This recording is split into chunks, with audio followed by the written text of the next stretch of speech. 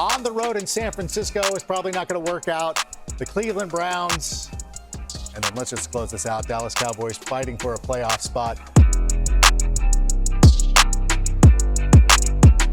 Greetings and salutations. Welcome to Ref the District, a DC Sportscast here on YouTube. I'm Nathan. That's Stoner. That's Trev.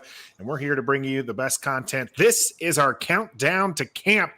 And we have been doing these alone, but we said this time, you know what? We got to bring in an expert. So here is our boy, Rico from Street Scores. If you don't know him, you need to know him. Check him out on his own channel. Rico, thanks for joining us here on Ref the District. We'll make you a big screen here. Let's get that clapping going. Thanks Rico, for having me, man. Absolutely. Rico, why don't you tell our audience a little bit about yourself before we get into this roster review here? Yes, sir. So you can find me on YouTube, Street Scores, Twitter, Street Scores ATL, based in Atlanta. I was born in Maryland, though. So that's where, between my family and being born in Maryland, it was inevitable I was going to be a Washington Commander fan, no matter, where I ended up living or being from. So, man, I'm just excited, man. I just love talking football, and I'm really excited about training camp because even though if you're looking at it starter-wise, there's not too much of a mystery. It's not a lot of really specific training camp battles, but I'm just really excited to see how a lot of players progress. Mm-hmm. And that's exactly what we're here to talk about today. In fact, we're going to be going over the receivers, running backs, and quarterbacks. And Stoner, why don't you go ahead and bring up our visual here. Now, the receivers, we've lumped anyone who catches the ball that's not a running back together. So wide receivers and tight ends. Ages are in parentheses, so you can see, again, this has been a trend here with this Washington group that we've been reviewing. Not a whole lot of old guys. I mean, you got Logan Thomas, who's obviously coming back from injury. He's 31. Alex Erickson, who's probably not making the team, is 29. The rest of them. Okay, well, we already got our first debate going to go on here. Rico, did you want to join me or their side for that? Is Erickson going to make the team or not? It just depends on how dynamic he is in the return game. If he's okay, it's like you might as well go with Dax Milne and maybe bring another receiver on. So we'll see. If he shows some flashes, maybe, but I don't know. All right, we might have to put $1 on it for the ref guys here and see where we land on that one. But for the record, I want to say I like the lumping of the wide receivers and tight ends. I've been doing that with fantasy for years. They just all catch the ball. That's their primary focus. Might as well lump them in here. Obviously, we're going to have some differences in play times, right? Like the tight ends aren't really going to eat into those wide receivers. Rico, where do you see this wide receiver core coming into camp? And then, how strongly do you feel about this grouping? I'm personally really excited about the potential, most notably because we have so many guys that specialize in different things. You have the shorter, speedy, separating route running type of guys. You have the bigger, target, you could argue red zone threat and like a Cam Sims if you need to. And then even just our top guys are versatile. You can put Terry McLaurin, XYZ, Curtis Samuel, slot, outside, deep threat. And hopefully we get a little bit of Deebo Samuel. I don't expect him to be Deebo Samuel, but we can just get some of that. It'd be nice. I'd say like 70% would be ideal. De'Ami Brown, I mean, only a deep threat last year, but I think he has more of that to his game. Eventually he'll be able to separate underneath. And then Jahan Dotson, we've seen, granted, he hasn't played a regular season game yet, but I mean, what we've seen so far in OTAs and mandatory mini camps, it's kind of the same feeling we had with Terry McLaurin. Remember with Terry McLaurin's rookie season, going through training camp, we were like, he looks uncoverable, but we got to see him in a real game. Yeah. And Jahan Dotson kind of has that same trajectory, so we'll see if it actually plays out like that in game. But right now, he has all of the momentum and hype. And then even the guys lower, I'm still a Kelvin Harmon fan, but I doubt he. I think the last guys are going to be more so guys that can contribute special teams or things like that. That's why, maybe Jaquez Ezzard can show something in special teams. Maybe they like his ceiling. Maybe like another Steven Sims experiment. Maybe he makes it over Alec Erickson. We'll see. But The top 5, 6, I'm really excited about for sure. I'm gonna give you the con. I'm gonna give you the opposite of that. If you are an opposing fan from another team, right, and you looked at this objectively. Here we go. Are you scared of De'Ami Brown, the number 4 receiver? No. Are you scared of Curtis Samuel, who never played last year? No. Are you scared of Jahan Dotson, the 5th receiver? You can say that with anybody's wide receiving group in the NFL. You're not scared of those guys. Stoner's just trying to be a negative Nancy. Stoner's upset. You know what Stoner's upset about? Objective.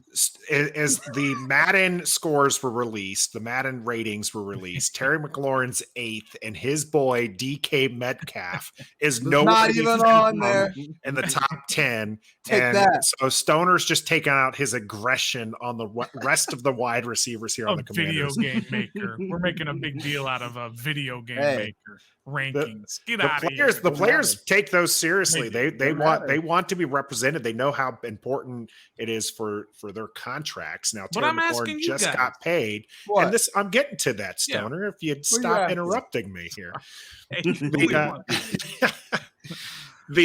Terry McLaurin is obviously an A-list receiver now with the contract. Madden rating him as the 8th best receiver. Some of those things I think people are going to start to realize. One, Terry McLaurin is a number 1 receiver. Not that was ever a question for a lot of us Commanders fans, but now fans across. So when you're talking about opposing fans, Stoner, they're going to know Terry McLaurin's name. Absolutely.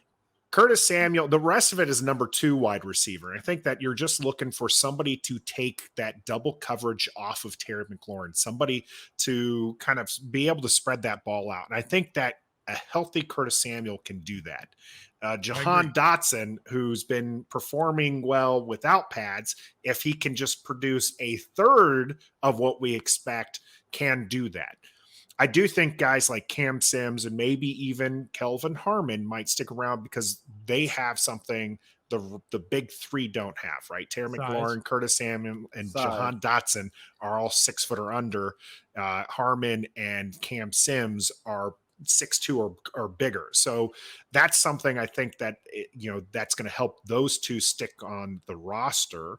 And I as far as putting fear into the opposing, fan base isn't as important as putting, pressure on defenses. And I think this group is dynamic enough to do that. Where do you come in on this, Trev? I'm liking Terry, Curtis, De'Ami, and Jahan.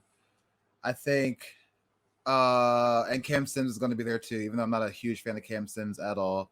I'm just not. He doesn't do anything for me at all, but it is what it is. He's been here for a while. He'll stay.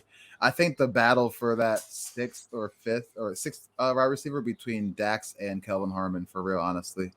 Alex Harrison makes it as a punt returner, kick returner, because that's what his career has been. After that, Mark and Michael was getting a lot of praise in OTAs and mini camps, making some great catches. So I look for him to maybe be like practice squad, maybe, or something like that. But Kyrick McGowan, never heard of him. Jaquez Ezard, I don't know him. But Stoner can't even find the guy's age, so you know he's not making the team if his age isn't listed anywhere. I've got a bet with. I got a bet with the guy Trev who says that Jaquez Ezard's going to make the 53. What are you talking about? Rico knows him apparently. I don't know who he is apparently, but I guess he's going to battle Alex for a special team. So he's lightning in a bottle. I think he's a far reach to make the roster, but if he could show something on special teams, some explosion, a little bit DeAndre Carter. Again, you could kind of compare him to like a Steven Sims kind of experiment, like small, fast guy. Maybe, but I think it's still a long shot. I'm rooting for him, but it's a long shot. Yeah. And if I can just counter my own argument, the potential of these 2 through 5 receivers are the ceiling's very high. But right now, they're a bunch of nobodies. Well, yeah, it's everybody's squad, Stoner. Well, I don't think so. There's a lot of squads. I mean, if you look at the rest of the NFC East, just from production alone, this is the 4th best receiver group. Really? CeeDee Lamb, Michael Gallup, #1. James Washington in Dallas, really? They've all done more than our 2, 3, 4 guys have done. Sterling Shepard, Steve Slayton, or whatever, not Steve Slayton, but that's Slayton, Darius Slayton, and Kadarius Toney. How much are you punishing? And Rico, I want you to be able to answer this as well. How much is Stoner's rating, do you feel, is coming from Curtis Samuel missing last season? Because if you're going off the year prior, I think it's a lot higher than people. For Rico, what do you expect from Curtis Samuel? Do you expect more of the same from last year where we saw those flashes, but nothing, he wasn't on the field enough? Or do you think we're going to get the one that we signed when he was coming from Carolina? I don't know. I mean, the Commanders, Ron Rivera specifically, have gained the benefit of the doubt with a lot of things that they say, but Curtis Samuel, they lost my trust. I'm just going to have to see it when he's on the field and performing. But if he's there, if he's fully healthy, he's going to be a really dynamic piece that Scott Turner's going to love to deploy. I mean, that's technically the player he has the longest rapport with out of this entire offense that he's, bringing from Carolina. So if he can stay healthy, he's going to get his guy the ball whatever way he has to backfield. We've seen Terry McLaurin take screens, but I think with a healthy Curtis Samuel, I think you don't even risk it. We'll see though, but I think he'll be really explode the way he did us the year before we got him. If we can get that occasionally, I would be really happy. Once every 3 games or so, and I think most people would be pretty happy about that. Notice Curtis Samuel, younger than Terry McLaurin there as well. So again, youth movement coming out of those wide receivers. Let's shift over to the tight ends. Logan Thomas coming back from a significant injury, especially if you're north of 30 as he is. But a lot of people have a lot of good faith in that he'll be able to produce even when coming back, because he did produce just before the injury. John Bates, I think, was a little bit surprising. Rico, how did you enjoy his rookie season?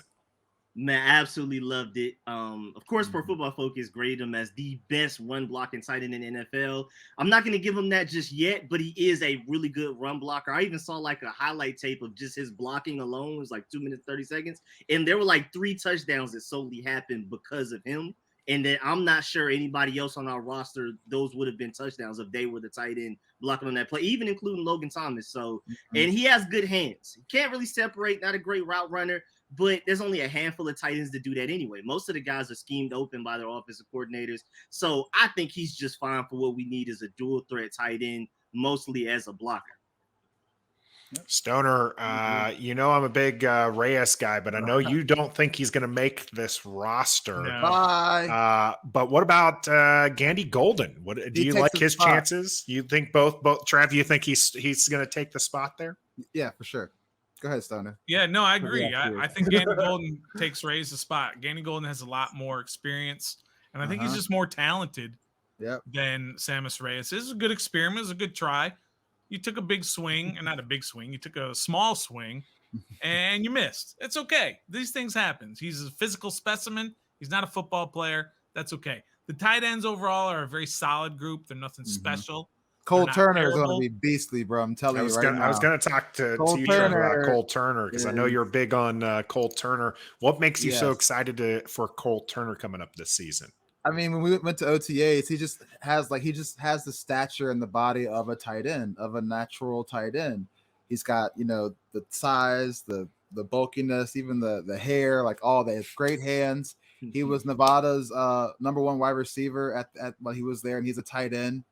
And other teams knew that, and he still balled out. He has some nice one-handed catches in OTAs. I think he's going to be a nice, surprising red zone threat for us, kind of like a John Bates sequel. Well, Rico, how do you feel this tight end group's going to round out, as it plays out in camp? Well, first of all, I agree with the Cole Turner takes, and I would add that I think he's going to surprise some people even before the red zone because he can kind of get open down the seams with a little bit of deceptive speed. He's not a really fast guy. And if teams game plan for stopping him down the middle, I think they can easily stop him. But I think if you got to worry about Terry, Curtis, Diami, and all these guys on the outside, I think he'll find his way open down the middle of the field. But the tight end room, it's one of my more exciting positions just because I'm big on potential and athleticism. So I'm with you. Like, I'm a Sammis Reyes guy. I really hope he makes it. I love Armani Rogers. I'm really high on him. I feel like, if you let one of those guys go, they go to another team 3 years from now, they're going to end up being a really good tight end. So I prefer to hold them, even if it holds a roster spot and it kind of hurts us temporarily. I'm willing to do that. And I feel like you could release Antonio Gandy Golden and maybe another team won't pick him up like a Sammis Reyes or a Curtis Hodges. I mean, or Armani Rogers. Rico's gonna have 6 tight ends on the squad. I mean, what are you gonna have 4 receivers and 6 tight ends? What's going on here? I'm keeping tight ends.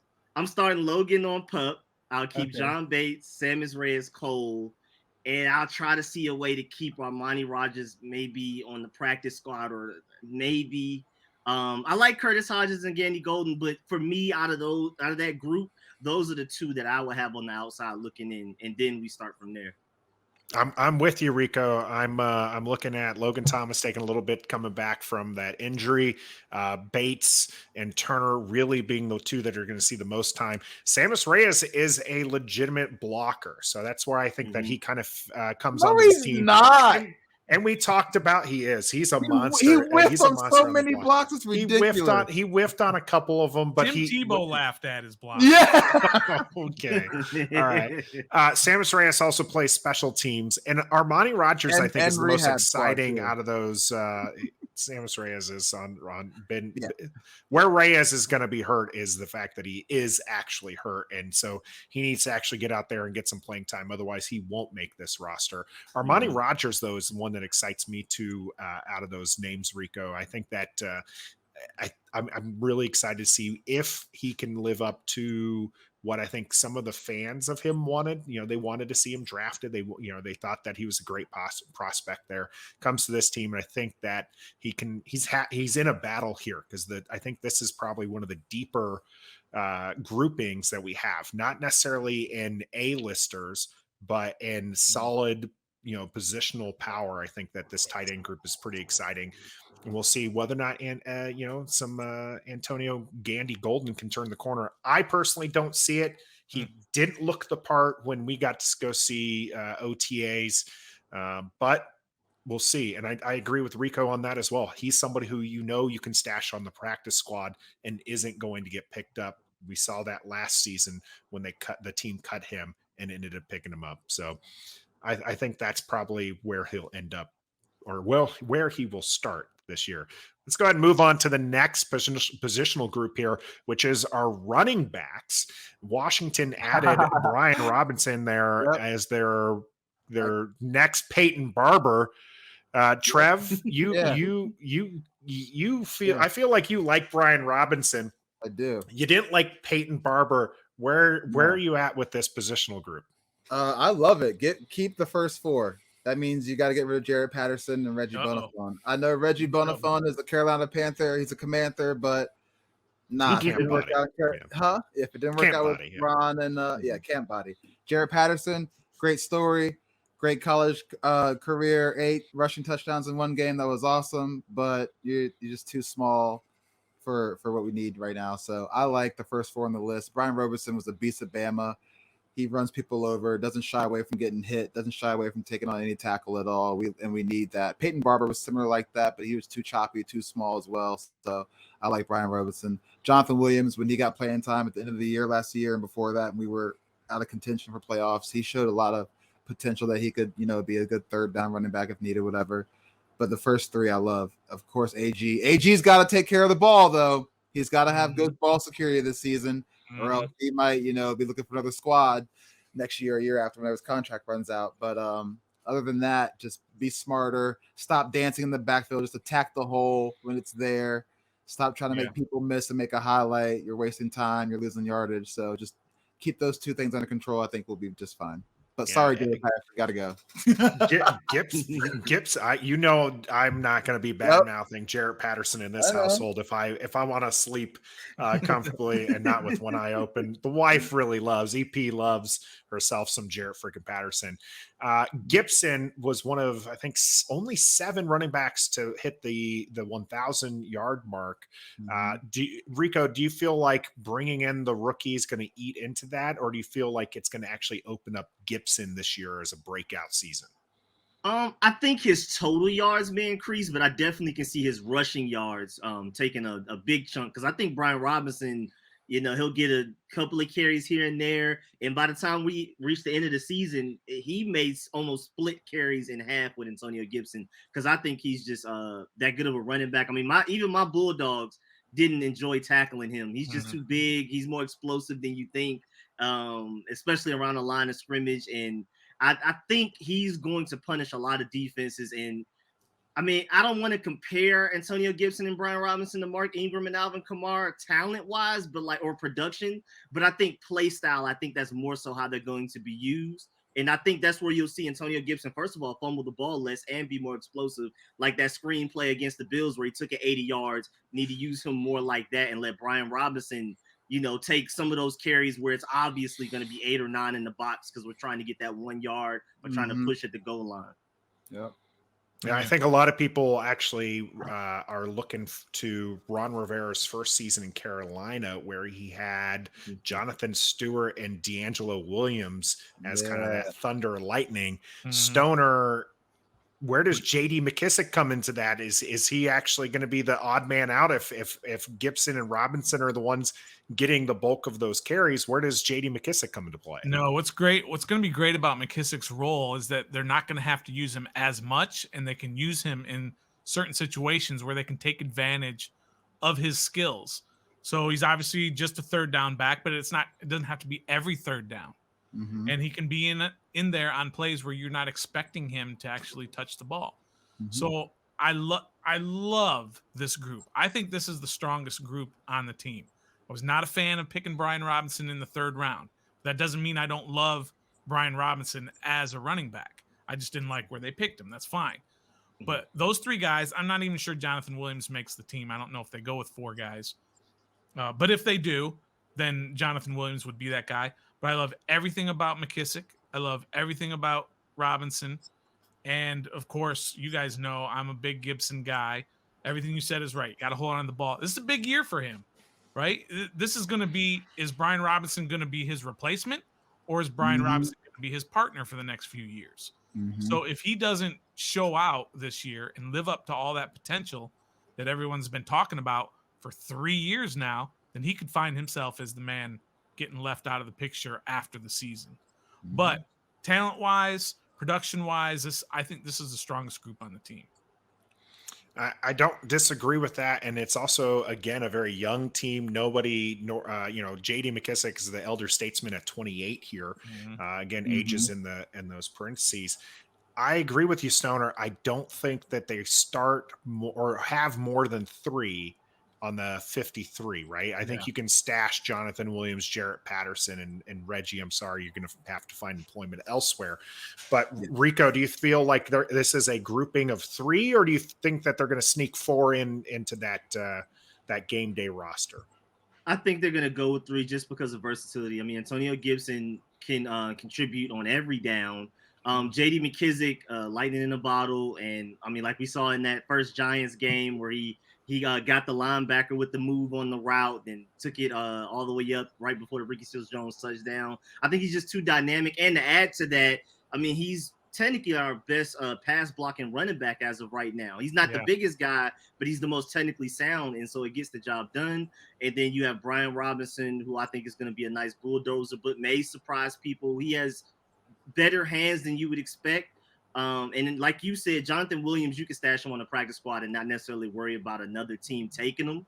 And then Jarrett Patterson, I mean, he was fun, and I want to see him get as many opportunities as he can in training camp and preseason. But so far in OTAs and mini camps, he hasn't been one of like the 6 or 7 guys even returning kicks in practice so far. Like, they're not even giving him the chance to show what he can do as far as that goes. So I don't think he makes the team. Not the next Rock Cartwright, right? Is that Rock Cartwright? What a name. Now, Rico, I find it interesting that you brought up J.D. McKissick against the Giants, and I know you're a Maryland guy, I know you're a Commanders guy, but you're down there in Atlanta. You didn't bring up his amazing screen against Atlanta there. So just mental note that you left that one off. Is that for your own safety there in Atlanta? I mean, I absolutely love that play. Taylor Heineke is forever a legend in my book for that game alone, because that's the team I hate the most. I hate the Falcons more than anybody else. Cowboys are a close second. So JD McKissick, Taylor Heineke, everybody that could, DeAndre Carter running the kickback, everybody, I'll never forget it. That was a fun game. Or Reggie Bonafon, whatever his name is. The most shine he's going to get all year is what he just got on our show. I feel bad for him. Exactly, the camp body, man. Yeah, so the guy's still getting paid some pretty good money to be a camp body, but not as much money as this next group here, which is obviously the one that most people are looking at and feel has been the biggest upgrade made this offseason. Rico, where do you stand with Carson Wentz? You just said that Taylor Heineke is a legend in your books. Do you for that game only? For that game only, he said. Yeah. Do you feel comfortable with Carson Wentz replacing Taylor Heineke this year? Yes, I feel like it's a definitive upgrade. Again, appreciate everything Taylor Heineke did for us. Thank you, especially for beating the Falcons in your hometown too. I actually went to that game. It's the only game I've gone to in like a couple of years too. I had to go to that one. But Carson Wentz is a clear upgrade. Now we can utilize the entire field. We can utilize the entire playbook. And I just hope he can be as consistent as we hope. I think Scott Turner is going to give him a lot of check down options. We were the quickest NFL team as far as snap to ball thrown last season. I think that's definitely going to change now that we're actually going to attack deep down the field. But Scott Turner has shown that he can run an offense to where you can make the easier, quicker throws to gain somewhat of a rhythm. So I think Carson Wentz will come here. He's not going to be a model of consistency, but I think he'll be a little bit better, less rough around the edges with us. And I think he's going to be explosive. My main thing is, winning is important too, but I just want to have fun. Those Alex Smith seasons weren't very fun. And I think Carson Wentz, at the very least, good or bad, is going to be very fun to watch. Well, Stoner, those last two names on the list, I think if you add their ages and parentheses together, I think it equals your age. Is there any love, random pop shot at our man Stoner here, any love for the first two is a little closer than the last two? Any love for the young guys on this roster? I know we've talked about Taylor Heineke still being a quality backup, but is he going to lose his job to either Sam Howell or Cole Kelly this year? No, not this year. And he shouldn't, because he has that experience. If Carson Wentz goes down, you do not want to throw Sam Howell onto the NFL field just like that. You want a guy who's experienced, who won't throw up all over himself, right? And who can be competent enough to get you through the game and maybe the next game until Carson gets healthy or whatever happens there. But yeah, I've said it a million times. I don't ever want to see Sam Howell playing significant minutes for the Washington Commanders. Ever. Because that means the Carson Wentz experiment went wrong. And you got a guy now who's I just don't want to see it. Please, I'm begging you. No, Trev, you love Sam Howell. How about you? What are you thinking for Sam Howell's chances here in Burgundy and Gold? I think by the end of the season, he's quarterback number 2. I think he's going to put in the work in training camp. He's already done it so far. I think he's going to beat out Taylor Heineke and become quarterback number 2. I know you don't want to see Sam Howell, but if you put in Taylor Heineke, you already know what we're going to get, which is an L. The receivers, our offense is going to have to change completely because he can't throw downfield when we have nothing but deep threats on the field.